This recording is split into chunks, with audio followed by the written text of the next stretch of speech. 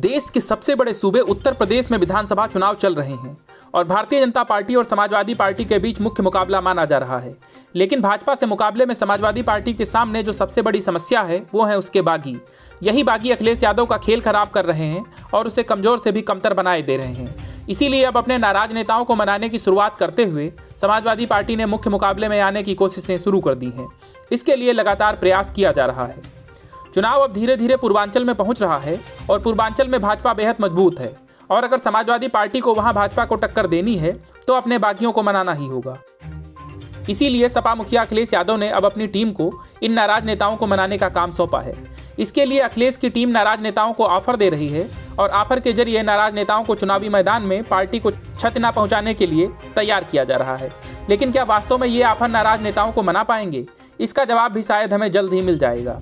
अब की बार के विधानसभा चुनाव के लिए समाजवादी पार्टी ने कुछ अलग तरह की रणनीति बनाते हुए बड़े दलों से गठबंधनों के बजाय छोटे छोटे राजनीतिक दलों से गठजोड़ किया। वहीं एक और रणनीति के तहत अब नाराज नेताओं को मनाना है। पूर्वांचल और अवध क्षेत्र की अधिकांश सीटों पर समाजवादी पार्टी से जो नाराज उम्मीदवार दिख रहे हैं वो प्रगतिशील समाजवादी पार्टी से जुड़े नेता हैं। अपने इलाकों में उनका एक अलग बेस वोट बैंक है। इनमें सपा मुखिया अखिलेश यादव के संसदीय क्षेत्र आजमगढ़ की मुबारकपुर सीट पर शाह आलम उर्फ गुड्डू जमाली हैं, जो पिछली बार यहां 688 वोटों से बसपा से जीत दर्ज करने में सफल रहे थे और फिर सपा में आ गए थे। लेकिन उन्हें टिकट नहीं मिला तो शाह आलम यहां ओवैसी की पार्टी AIMIM से सपा के खिलाफ ताल ठोक रहे हैं। वहीं गाजीपुर की जहुराबाद सीट सपा ने सहयोगी दल सुभाषपा को दे दी। वहां से सुभाषपा अध्यक्ष ओम प्रकाश राजभर उम्मीदवार हैं। उनके खिलाफ अखिलेश सरकार में कैबिनेट मंत्री रहीं शादाब फातिमा ने बसपा से पर्चा भर दिया है।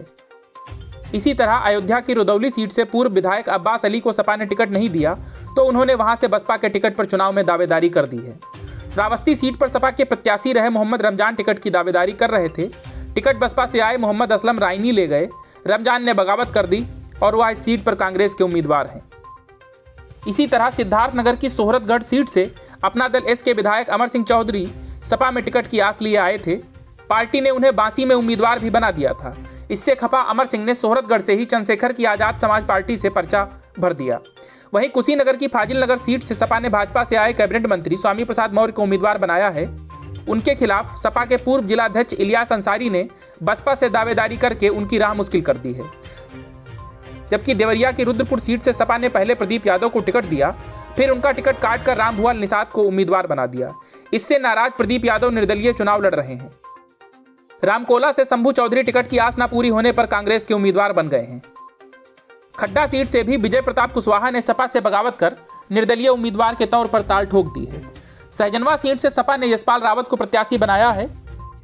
यहां पूर्व जिलाध्यक्ष जगदीश यादव के बेटे मनोज यादव भी टिकट मांग रहे थे, नहीं मिला तो अब कांग्रेस से ताल ठोक रहे हैं। इसी तरह चिल्लूपार सीट पर सपा ने बसपा से आए विनय शंकर तिवारी को प्रत्याशी बनाया तो वहां टिकट मांग रही पूनम गुप्ता ने आजाद समाज पार्टी के टिकट पर चुनौती पेश कर दी है।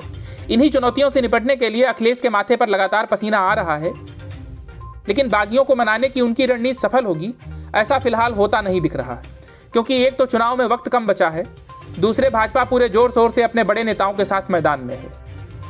Bureau news of India.